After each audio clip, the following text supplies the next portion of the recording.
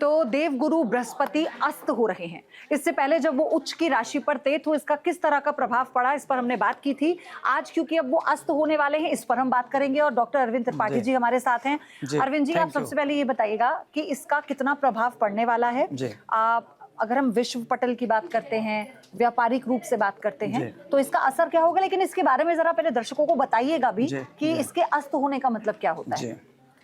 देखिए पयोधी, जो देवताओं के गुरु हैं बृहस्पति, एक बहुत ही बड़ा प्लेनेट है जो एक राशि पर 13 महीने रहता है।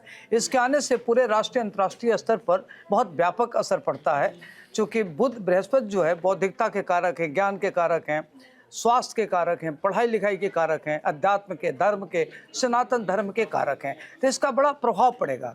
जैसे ही उच्च की राशि पर आए, आपने देखा होगा कि मंदिर को लेकर के पूरा विवाद हुआ और जो उसमें अपराधी थे दंडित भी हुए और आगे भी दंडित होंगे। अब इस समय हम आपको बताएंगे कि धनु राशि में बृहस्पति अपने घर के होते हैं। धनु और मीन इनकी अपनी स्वयं की राशि होती है। कर्क राशि पर ये उच्च के होते हैं, मकर राशि पर ये नीच के होते हैं। 14 जुलाई को देवगुरु बृहस्पति अस्त हो रहे हैं, जिसका प्रभाव पूरे अंतर्राष्ट्रीय स्तर पर पड़ेगा। जब उच्च के हुए थे तो युद्ध की स्थिति शांत हो गई थी, अब ये अस्त हो गए। अब अस्त होने का मतलब है कि युद्ध की स्थिति फिर शुरू हो जाएगी, तनातनी बढ़ेगा और पूरे विश्व में एक युद्ध का माहौल होगा। क्योंकि चंद्रमा मन का कारक है, जल का कारक है, समुद्र का कारक है और कई तत्वों का कारक है, और वहाँ बृहस्पति है।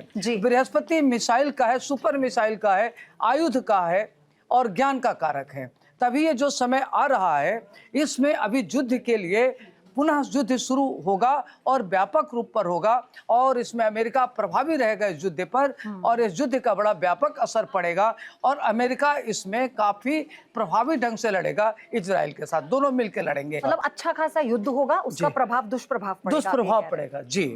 और हम आर्थिक रूप से देखें तो भारत पर इसका क्या असर पड़ेगा? देखिए भारत पर हम आते हैं।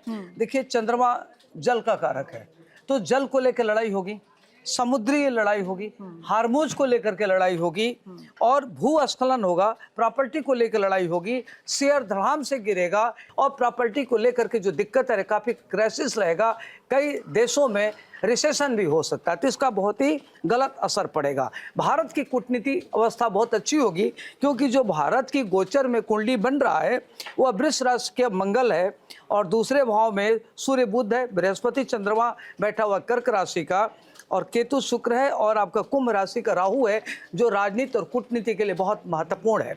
तो जो कुंभ का राहु पूरे अंतर्राष्ट्रीय लेवल पर भारत के महत्व को और कद को बढ़ाएगा।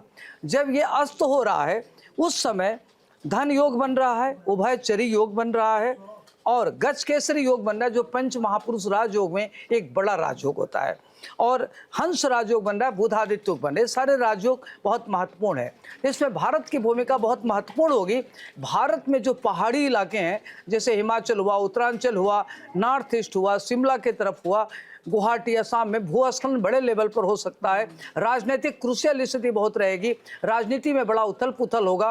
कई जो लोग बड़े पदों पर हैं वो पद से हट सकते हैं, कुछ नए लोगों को जिम्मेदारी मिल सकती है, इस तरह की चीजें आएगी और राजनीति में बहुत उथल पुथल होगा, जो एक चर्चा का विषय बनेगा। मंदिर को लेकर के जो विवाद चल रहा है वह काफी चर्चा में रहेगा। जो मंदिर में अपराध किया वो दंडित होगा, क्योंकि बृहस्पति उनको दंडित करने का काम करेगा। जी तो ये तो समझ में आता है, लेकिन इससे जो छवि खराब हुई है उसे लेकर क्या इसका असर सरकार पर भी पड़ेगा, सरकार की छवि पर भी पड़ेगा? देखिए दशम भाव में कुंभ राशि का शनि है। शनि को कहते हैं कि ग्रहों का न्यायाधीश है। तो ये लोग, जो कुछ लोग प्रोपगंडा कर रहे हैं, प्रपंच कर रहे हैं, वो लोग कर रहे हैं जिनको सनातन धर्म से कोई लेना देना नहीं है, जो अचानक पॉलिटिकल माइलेज लेने के लिए इस तरह की कर रहे हैं। तो जो लोग पॉलिटिकल माइलेज लेने की कोशिश कर रहे हैं उनको थोड़ा सा भी रत्ती भर लाभ नहीं होगा, बल्कि और एक्सपोज होंगे, और जो इसमें चोरी में सम्मिलित हैं वो बड़े लेवल पर दंड पाएंगे और इसमें कुछ और नए नाम आ सकते हैं जो दंडित हो सकते हैं। जी। कुछ ऐसा अपराधी हैं जो उजागर हो सकते हैं, उनको भी दंड मिल सकता है। और इससे सनातन धर्म का कोई नुकसान नहीं होगा। जो ये लोग प्रोपगंडा फैला रहे उससे भारत पर कोई असर नहीं पड़ेगा, ना आने वाली राजनीति में इसका असर पड़ेगा। बिल्कुल। अरविंद जी, दूसरी बात ये भी है, अभी जो पिछला हमने दौर देखा जिसमें हॉर्मुज पूरी तरह से ब्लॉक हो गया था और उसमें पूरे विश्व को परेशानियां झेलनी पड़ी, अभी भी हालात ऐसे ही हैं। तो इसको लेकर जरा बताइए कि क्या इस बार भी भारत के सामने कोई ऐसा संकट आ सकता है? जी देखिए पयोधी, 14 जुलाई को अस्त हो रहा है, 12 अगस्त को फिर उदय हो रहा है, तो कुल मिलाकुल के 1 महीना रहेगा। 1 महीने में 10 से 12 दिन आपस में वार्ता चलेगी, फिर बीच में 72 दिन के लिए युद्ध शुरू होगा, फिर बंद होगा, शुरू होगा, बंद होगा, तो एक कंटिन्यूटी बनी रहेगी। इससे भारत की अर्थव्यवस्था पर कोई असर नहीं पड़ेगा, भारत के तेल पर कोई असर नहीं पड़ेगा और भारत में किसी प्रकार का उस युद्ध का गलत असर नहीं पड़ेगा। जी।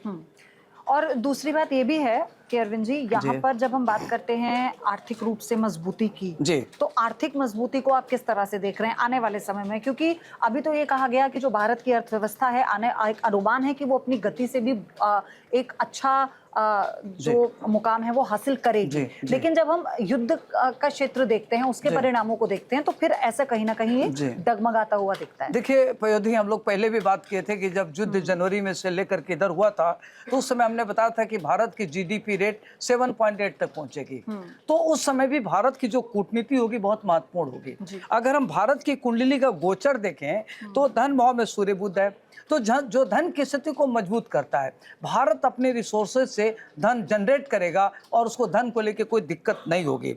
10वें भाव में कुंभ का राहु है, जो कूटनीति बहुत अच्छी होगी, भारत की डिप्लोमेसी बहुत अच्छी होगी और अंतर्राष्ट्रीय लेवल पर भारत का एक बड़ा महत्व होगा, जो पूरे विश्व में एक नए तरीके का एक मुकाम हासिल करेगा, विश्व में एक अपनी नई पहचान बनाएगा। जी। और अभी जो मंगल है उससे भारत की दुस्साहस, मतलब जो भारत की सोच है, रणनीति है, जो कूटनीति है, वो भारत को बहुत स्थापित करने में सफल रहेगा। जी, बहुत बहुत धन्यवाद आपका अरविंद जी, हमारे साथ जुड़ने के लिए। आपने हमारे दर्शकों को इन बातों के बारे में बताया।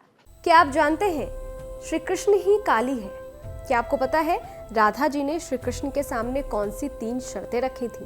क्या आप जानते हैं कि द्रौपदी पिछले जन्म में कौन थी और उन्हें 5 पति कैसे मिले? स्तुति चैनल पर सोमवार से शुक्रवार हम लेकर आ रहे हैं ऐसी ही पौराणिक और रहस्यमय कहानियों की खास सीरीज, जहां हर कहानी में छिपा है धर्म, रहस्य और जीवन का गहरा सच। तो अभी स्तुति चैनल को सब्सक्राइब कीजिए और इस अद्भुत सफर का हिस्सा बनिए। इस वीडियो में दी गई जानकारी केवल पौराणिक मान्यताओं, धार्मिक विश्वासों और ज्योतिषीय तथ्यों पर आधारित है। स्तुति इनकी पुष्टि नहीं करता। किसी भी उपाय को अपनाने से पहले संबंधित विशेषज्ञ से सलाह जरूर लें।